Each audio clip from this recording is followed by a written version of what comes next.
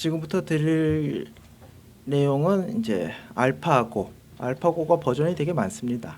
알파고 리 우리가 제일 잘 알고 있는 거고요. 그 다음에 알파고 마스터가 있고 알파고 제로가 있는데요. 알파고 리를 기준으로 설명을 드릴 거고요.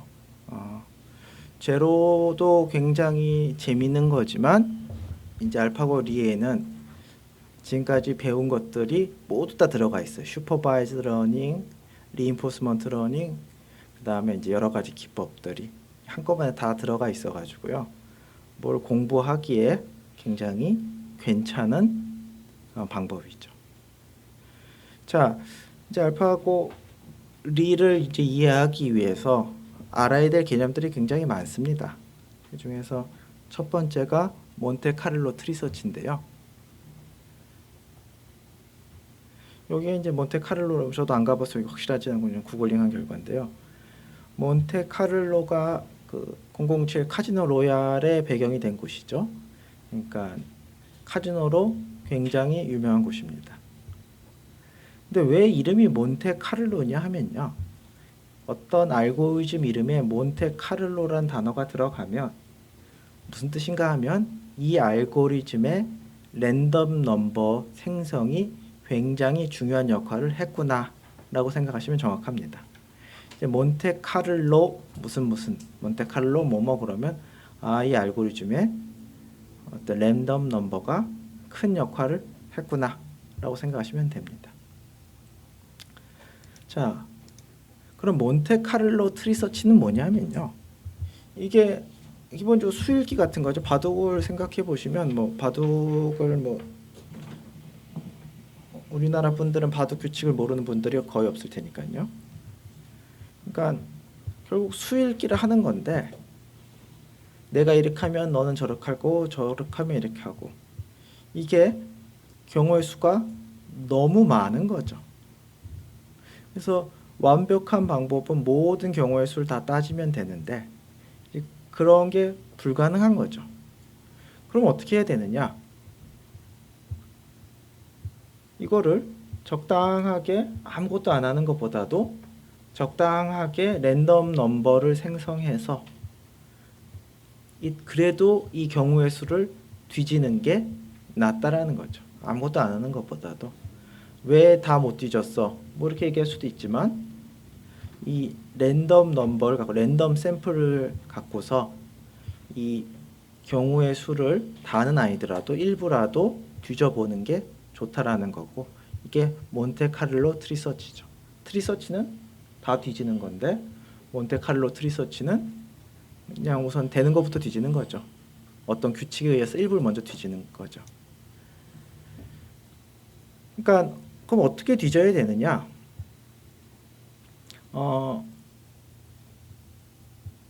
그러니까 이게 이제 두 가지가 있는 거죠. 여러분이 이제 바둑을 두는데 내가 이제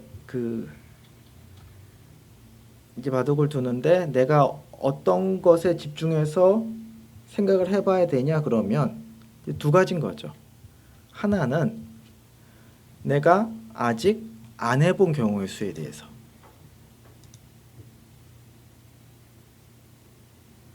그 다음에 어디에 대해서도 생각을 해봐야 되냐 하면 내가 지금까지 찾은 것 중에서 가장 유리한 수에 대해서 생각을 해봐야 되는 거죠. 그러니까 이게 두 가지의 요소인 거죠. 그러니까 지금 내가 이렇게 하면 유리하겠다라고 생각해놓고 그것만 더 따지고 있으면 상대편이 그렇게 안 하거나 더 유리한 수가 있을 수도 있는 거죠. 그래서 익스플로이테이션 같은 경우는 내가 가진 최선의 것을 이렇게 사용하는 건 거고요. 지금까지 중에서 내가 최선이라고 판단하는 거죠. 근데 그게 진짜 최선이 아닐 수도 있는 거죠. 뭐도 해봐야 되냐 하면 지금까지 안 해본 것도 해봐야 되는 거죠. 그게 exploration. 이게 기본적인 원리 두 개인 거죠. 둘 중에 하나만 해가지고는 절대로 좋은 결과를 얻을 수 없는 거죠. 우리가 어떤 새로운 지역에 가서 맛있는 식사를 하고 싶어서 식당을 찾는다 그러면 우선 맨 처음에 이걸 해봐야 되겠죠. 아무 데나 들어가서 먹어봐야 되겠죠. 10군데 들어가서 먹어봤어요. 그러면 그 중에서 제일 맛있는 데만 계속 가면 이건 거죠. 근데 돌은 더 맛있는 데가 있을 수도 있잖아요. 그래서 익스플로레이션도 해야 돼. 그러니까 여기서 얘기하는 거는 두 개를 섞어서 해야 된다는 거예요. 이거는 어떤 우리가 전체를 알 수 없는 문제에서는 기본적으로 반드시 두 개를 섞어서 해야 되는 거고, 이게 익스플로이테이션과 익스플로레이션은 기본이 되는 거죠. 아무튼 이런 식으로 내가 어디에 대해서 생각할지 고려할지를 정하고는요, 그 다음에 어떤 그 상황에 대해서 한번 생각을 해보는 거죠. 이제 바둑으로 다시 돌아가서 말씀을 드리자면 이런 거예요. 몬테칼로 리서치라고 하면, 자, 내가 이렇게 하면 상대편이 할 수 있는 경우 수가 이거고, 그럼 내가 이렇게 할 거고, 이 정도가 지금 생각이 돼 있는 거예요. 한번 지금 봤을 때 세수압까지 생각이 돼 있는 건데, 시간이 좀 더 있어요. 그럼 뭘 생각해야 되냐는 거죠. 나한테 지금까지 찾은 것 중에 가장 유리한 거에 대해 생각할 수도 있고, 아니면 아직 생각을 안 해봤던 거에 대해 생각을 할 수도 있죠. 그걸 하나 결정한 다음에, 그다음에 여기서 실제로 한번 경기를 해보는 거죠. 주르륵 해서 여기서 이기면, 내가 이기면 이쪽은 유리한 방향인 거죠, 저한테. 그래서 이쪽은 유리하다라고 업데이트를 하는 거죠. 그러니까 바둑같이 이렇게 그러니까 너무 많은 경우의 수를 따져야 되는 게임에 있어서 몬테칼로 트리서치로 이제 진행을 많이 하는데요. 그 몬테칼로 트리서치는 이건 거죠. 기본적으로 내가 어디에 대해서 한번 생각할지 어떤 트리폴리시라는 것을 정한 다음에 거기서 대결을 진짜 한번 해보는 거죠. 그래서 이기면 이쪽 라인은 유리한 것이야 라고 업데이트를 하는 거고, 지면 이쪽은 불리한 것이야 라고 업데이트를 하는 거죠. 이거를 시간이 허용하는 만큼 계속 반복을 하는 거고요. 보면 알파고 같은 경우는 엄청난 계산량이 사실 이런 데도 많이 쓰인 거죠. 트리서치란. 그래서 이게 몬테칼로 트리서치고, 지금 이 컨셉을 이해하셔야지 알파고의 몬테칼로 트리서치가 알파고의 뼈대를 이루고 있는 거거든요. 그래서 이런 식으로 되는 거죠. 내가 어디에 대해서 깊이 생각할지를 고르고, 거기에 대해서 하나 더 나가서 시뮬레이션까지 해서 그 결과를 그 찾아온 길에 업데이트하는 거죠. 이렇게 해가지고 막 반복하다가 내가 할 차례가 되면 지금까지 있는 것 중에서 최선을 제가 두는 거죠. 그리고 상대편이 또 하면 상대편이 하는 동안 제가 또 이거 시뮬레이션을 해가지고 지금 있는 상황에서 최선인 걸 골라서 다음 수를 두는 거고, 이게 몬테칼로 트리서치고요.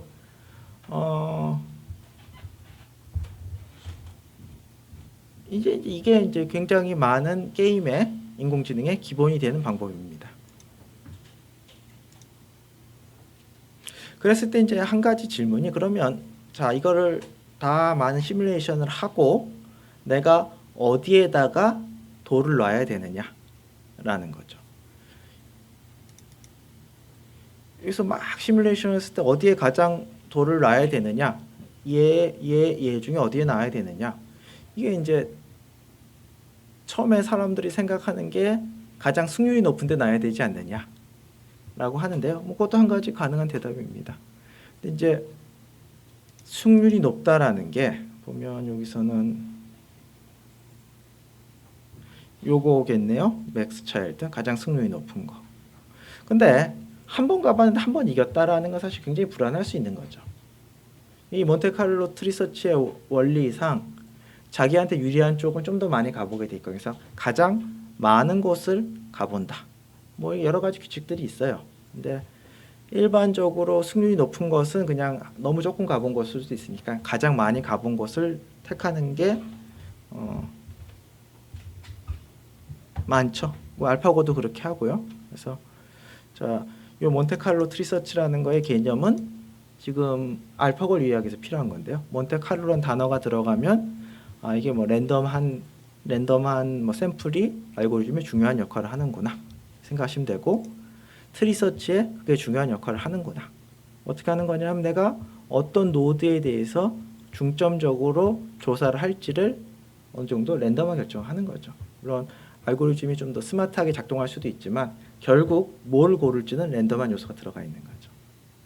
그래서 어느 노드를 내가 확장할지 결정한 다음에 거기에 대해서 실제 경기를 해서 승패를 따져서 그거를 카운트한다.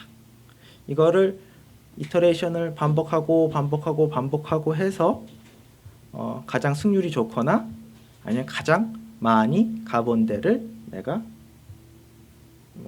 돌을 놓는다. 이게 몬테칼로 트리 서치의 기본이 되겠습니다. 그리고 뭐 예전 바둑 인공지능은 뭐 다 이런 식으로 한 걸로 알고 있고요. 여기서 뭐 여러 가지 규칙들이 들어가겠지만, 자, 그럼 이제 알파고 버전에 대해서 말씀을 드리겠습니다. 이게 정말 많은 것들이 섞여 있는데요. 자, 우선 이런 게임은 트리 구조를 이루고 있습니다. 내가 이렇게 하면 상대편이 할 수 있는 경우의 수가 이렇게 되고, 또 내가 할 수 있는 경우의 수가 이렇게 되고, 이게 이제 몇 번 만에 끝나냐가 이제 뎁스가 되는 거고, 한 번에 할 수 있는 선택의 폭이 이제 폭이 되는 거죠. 그래서 보면 바둑은 19 곱하기 19인가요? 361인가요? 돌을 놓을 수 있는 곳이 361개인 거고, 대략 제가 할 수 있는 경우의 수가 250개 정도라고 합니다. 누가 한번 계산을 했겠죠. 그리고 대략 150 정도면 경기가 끝난다고 그랬으니까 총 경우의 수가 250에 150승인 거죠. 우리 인간한테는 무한한 경우의 수인 거죠. 반면 체스는 한 번에 할 수 있는 게 한 35가지. 그 다음에 한 80수 정도에 끝나기 때문에 35에 80승 정도. 저 경우의 수가 있는 거예요. 그러니까 저 트리를 만든다는 게 불가능한 거죠. 그러면 어떻게 해야 이 게임을 이길 수 있느냐? 보드게임 어떻게 이길 수 있느냐? 자, 첫 번째는 저런 트리를 만드는 거죠. 뭐 바둑에 대해서는 현실적으로 만들 수 없다고 하더라도 뭐 틱택토는 만들 수 있겠죠. 저런 게임에 대해서 저런 트리를 만드는 방법이고요. 두 번째 방법은 엄청나게 좋은 폴리시를 만드는 거죠.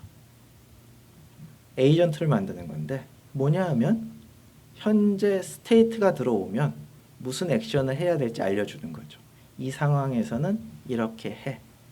내일 이제 리인포스먼트 러닝 하면 이제 이런 개념들이 계속 나올 건데요. 이 에이전트는 뭐냐면 현재 상황을 넣어주면 뭘 할지 얘기해주는 함수죠. 뉴럴 네트워크로 생각하셔도 좋습니다. 뉴럴 네트워크고 실제 알파고에서. 그러니까 현재의 입력이 들어가면 현재 바둑 돌의 배치가 들어가게 되면 뭐가 나오는 거냐 하면 바둑돌 놓을 수 있는 칸이 361개니까요. 361개의 클래스가 나오는 거죠. 이미지넷보다 작은 문제인 거죠. 굉장히 19 곱하기 19 이미지가 들어가면 바둑판이 들어가면 뭐가 나오느냐 하면 361개 클래스가 나오는 거죠. 1번 클래스면 맨 왼쪽 위에다 놓고 그런 뉴럴 네트워크를 잘 만드는 거죠. 그러면 내가 어디다가 둬야 될지 알 수 있겠죠. 저 뉴럴 네트워크에 지금 현재 돌 상황을 넣으면 어디다 둬라 이렇게 얘기를 해주겠죠. 이런 뉴럴 네트워크를 엄청 잘 만들어도 되겠죠. 트리 서치를 해도 되고, 그 다음에 또 뭐가 만들면 되냐 하면 밸류 펑션, 이것도 뉴럴 네트워크라고 생각하면 됩니다. 현재 상황을 딱 넣어주면 너가 이길지 질지를 알려주는 거죠. 1이라고 그러면 너 무조건 이겨온 거고, 0.9면 너 유리해, 0.5면 비등한데, 그러니까 지금 상황을 넣어주면 S가 스테이트죠. 스테이트를 넣어주면 이 최종적인 결과를 얘기해 주는 거죠. 이거 뭐 다 말이 되죠. 이게 뭐 사람으로 치면 수읽기에 가까운 거고, 이거는 사람으로 치면 누가 옆에서 훈술 뜬 거지. 여기도 여길도. 이거는 돌을 딱 보여주면 이거 너 유리하네, 불리하네. 그러면 이게 있으면 어떻게 하면 되겠어요? 여기다 돌 싹 넣어보고 유리한지 불리한지 보고 옆에 딱 넣고 뭐 이렇게 할 수 있겠죠. 그래서 이 중에 다 놔보고 제일 좋은 걸. 그러니까 폴리시가 있어도 되고 밸류가 있어도 되고, 그러니까 폴리시 펑션, 밸류 펑션이 있어도 되고, 트리 서치를 해도 되는 거죠. 셋 중에 하나만 완벽하게 있으면 무조건 이기는 거죠. 그러면 알파고는 어떻게 할까요? 알파고 리 버전에서는 어떻게 할까요? 기본적으로 어떻게 하냐 하면 셋 달 다 하는 거죠. 근데 이 세 개를 아우르는 그 뼈대는 몬테카를로 트리서치죠. 자, 몬테카를로 트리서치가 쫙 하겠다라는 건데 어떻게 하는 거냐 하면 만약에 밸류 네트워크가 지금 이 상황에 대한 판세를 평가해 줄 수 있는 네트워크가 있으면 어떻게 하면 되죠? 내가 이걸 쭉 경기를 안 해봐도 되는 거죠. 그렇죠? 만약에 밸류 네트워크가 밸류를 잘 계산할 수 있는 뉴럴 네트워크가 있다면 이 형태를 딱 넣어주면 U 분리가 나오니까 실제로 아까처럼 아까는 어떻게 했었죠? 실제 경기를 해서 U 분리를 이렇게 올렸는데 밸류 네트워크에 넣어서 아이고 이 길은 놔봤더니 딱 불리하네, 유리하네. 이게 밸류 네트워크를 사용하게 되면 이 거대한 트리 서치 공간에서 이쪽 방향 서치의 양을 줄일 수 있는 거죠. 그러니까 몬테칼로 트리 서치를 하는데 서치를 뉴럴 네트워크를 이용해서 스마트하게 하겠다는 거죠. 스마트하게 했다는 거는 가능성이 높은 데는 좀 더 뒤져보고 가능성이 낮은 데는 덜 뒤지는 거죠. 어차피 컴퓨테이션 파워는 한정이 돼 있으니까. 그래서 밸류 네트워크로는 잘 트레이닝해서 뒤지는 영역을 깊이를 줄이겠다. 그럼 폴리시 네트워크도 잘 트레이닝하면 어디에 쓸 수 있겠어요? 폴리시 네트워크도 잘 트레이닝하면 여기에나 저기에나 이런 얘기를 하니까 내가 어디에 대해서 깊이 생각할지 도움을 받을 수 있는 거죠. 그러니까 저기에 폴리시 네트워크로 봤을 때 저기는 택도 없는 위치야. 그럼 거기다 놓고서 경우의 수를 따지는 게 시간 낭비인 거죠. 그래서 폴리시 네트워크로는 어디를 중점적으로 볼지 얘기해 주는 거니까 뒤져야 될 폭을 줄여주는 거죠. 그래서 폴리시 기본적으로 MCTS인데 몬테칼로 트리서치를 하는 건데 폴리시 네트워크로 폭을 좀 줄이고 밸류 네트워크로 뎁스를 줄이는 거죠. 그럼으로써 이 무한히 많은 가능성 중에서 좀 프라미시한 부분을 좀 더 효율적으로 뒤져볼 수 있는 거죠. 그게 MCTS를 알파고의 핵심이 되겠습니다. 그래서 알파고는 요 세 개로 이루어져 있고요. 뭐 MCTS야 뭐 전통적인 거죠. MCTS는 뭐 전통적인 거고 폴리시 네트워크는 요 상태에서는 여기다 둬야 돼라고 얘기해 주는 거고 밸류 네트워크는 이 상황은 너가 유리해, 불리해를 얘기해 주는 뉴럴 네트워크를 잘 학습하는 거죠. 그러면 이제 질문이 이거죠. 폴리시 네트워크를 내가 어떻게 학습할까 하는 거죠. 어떻게 학습하면 될까요? 폴리시 네트워크를. 그냥 지금 돌의 배치를 딱 주면 여기다 둬라고 얘기해 주는 뉴럴 네트워크를 제가 어떻게 학습하면 될까요?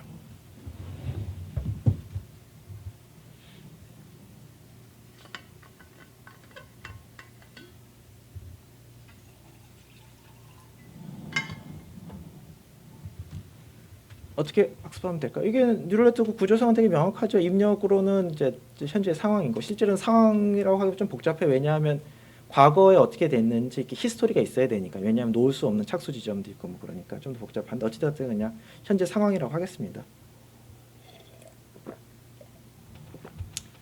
그러면 현재 상황 입력으로 들어가는 거고 출력은 361개 클래스가 있는 거죠. 이 뉴럴 네트워크 어떻게 학습하면 될까요? 슈퍼바이즈 러닝을 쓰면 되겠죠. 슈퍼바이즈 러닝 할 때 트레이닝 셋은 어디서 구하면 되느냐? 실제로 유럽에 뭐 아마 몇 단 이상들이 하는 사이트가 있대요. 거기에 엄청나게 많은 기보들이 있고 그 기보들을 갖고서 슈퍼바이즈 러닝을 했다고 합니다. 그러니까 아까 르네 트레이닝 한 거랑 근본적으로 다를 바가 없죠. 입력으로 들어가는 거는 19 곱하기 19에 뭔가 이렇게 돼 있는 거고 출력은 361가지 클래스인 거고 트레인 셋은 쫙 모여져 있는 거죠. 그래서 요 그림을 보시면 요게 이제 현재 바둑판인 거고 요게 이제 뉴럴 네트워크를 표현한 거고 출력으로는 361개의 숫자가 나오는 거죠. 그 중에서 큰 게 프라미싱한 거죠. 그거를 이렇게 표시했습니다. 이게 스테이트가 들어가면 액션이 결정이 되는 거고 입력은 스테이트, 뉴럴 네트워크 파라미터는 시그마로 표시한 거네요. 컨볼루션 뉴럴 네트워크고요. 어떠신가요? 이렇게 해가지고 트레이닝을 하면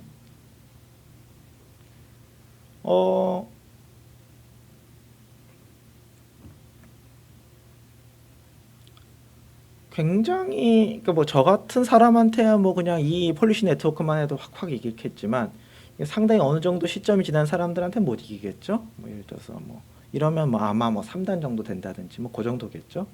그럼에도 불구하고 어찌되었든 간에 택도 아닌 말도 안 되는 곳은 안 뒤져도 되는 거죠. 그렇죠? 그렇기 때문에 이 서치 스페이스를 굉장히 줄일 수 있는 거죠. 그래서 지금 어디까지 설명을 했냐 하면 휴먼 엑스퍼트가 플레이에서 모아놓은 트레이닝 셋을 갖고서 클래시피케이션 뉴럴 네트워크를 슈퍼바이즈 러닝을 이용해서 트레이닝 했다까지 됐습니다. 그러니까 이 데이터만 주어지면 이 부분 트레이닝 하는 거는 사실 아까 했던 코드랑 똑같아요. 그리고 뭐 특별히 더 오래 걸릴 일도 없을 것 같아요. 그러면 여러분도 뭐 아마 3단 정도 되는 인공지능 바둑 플레이어는 그냥 후딱 만드신 거죠. 그 다음에 이걸 갖고서 어떻게 하느냐, 뭐 이렇게 했으면 이세돌한테 이길 수 있을 리가 없잖아요. 그 다음에 어떻게 했냐, 이 슈퍼바이즈드 러닝된 네트워크를 시점으로 시작으로 해가지고 리인포스먼트 러닝을 시작을 하는 거죠. 그러니까 내일 자세히 말씀을 드리겠지만 어떻게 하는 거죠? 리인포스먼트 러닝이라는 게 그냥 랜덤한 요소를 둬서 게임을 시키는 거죠. 랜덤한 요소를 둬서 게임을 시켰는데 이렇게 하면 이겼어요. 그럼 그 경우가 좀 더 나오도록 파라미터 업데이트 하는 거고, 지면 뭐 그냥 진 거고. 그러니까 둘 사이에 계속 게임을 붙여서 이게 이제 게임을 할 수 있는 조건이 됐잖아요. 상황을 넣으면 플레이를 하니까. 그래서 걔네들이 자꾸 게임을 하고 해서 업데이트식은 내일 수학적으로 따지겠습니다. 업데이트를 해서 좀 더 똘똘한 애를 만든 거죠. 그래서 이 폴리시 네트워크는 12개 레이어를 썼고, 그다음에 뭐 5단 이상인 휴먼 엑스퍼트가 3천만 개인가요? 와. 그러니까 뭐 한 게임 할 때마다 100개, 200개가 나올 테니까요.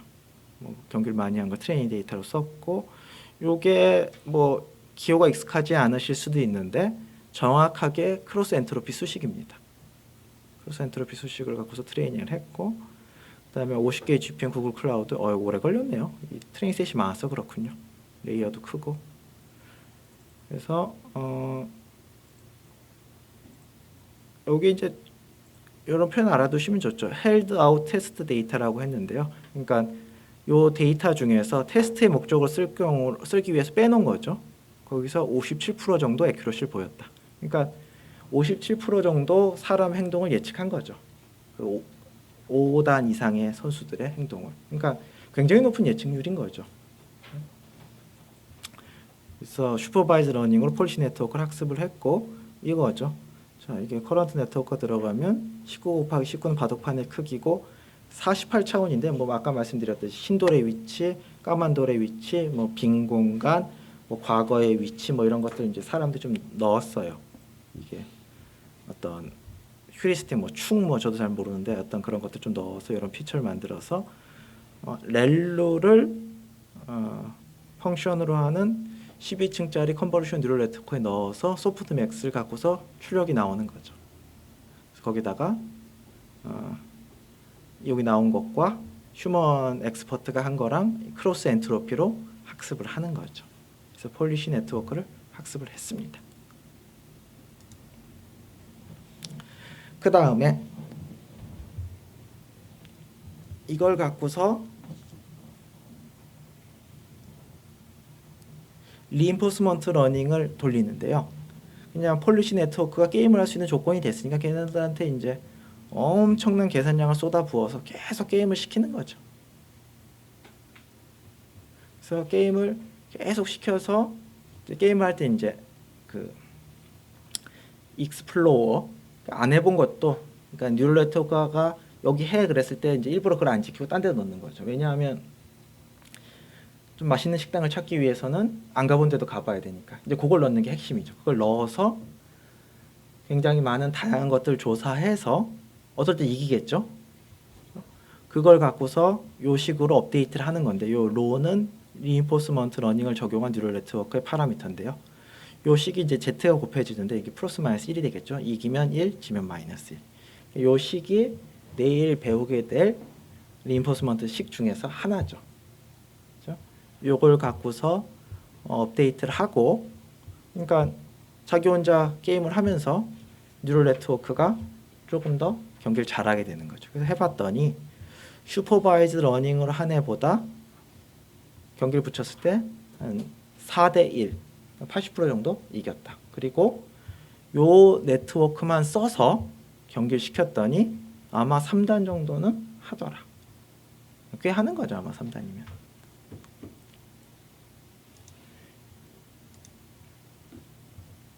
그래서 요 로자가 들어가면 폴리시 네트워크인데 리인포스먼트 러닝을 썼다고 생각하시면 되고요. 그래서 시그마가 아까 슈퍼바이즈 러닝으로 된 거였죠. 슈퍼바이즈 러닝으로 쓴 거를 최초 버전으로 해서 경기를 시켜서 승패가 나오면 그걸 갖고서 업데이트를 하는 거죠. 그러니까 정말 무식하다 싶을 정도로 저걸 많이 시켜야 되겠죠. 랜덤한 걸 갖고서 새로운 좋은 걸 발견하려면 그냥 한두 번 트라이해서 될 일이 아니겠죠. 그렇죠? 그래서 요걸 갖고서 요거는 리인포스먼트 러닝 업데이트 식이고요. 그 다음에 이제 또 폴리시 네트워크를 하나 더 만드는데요. 뭐냐 하면 이게 앞에서 보셨을 때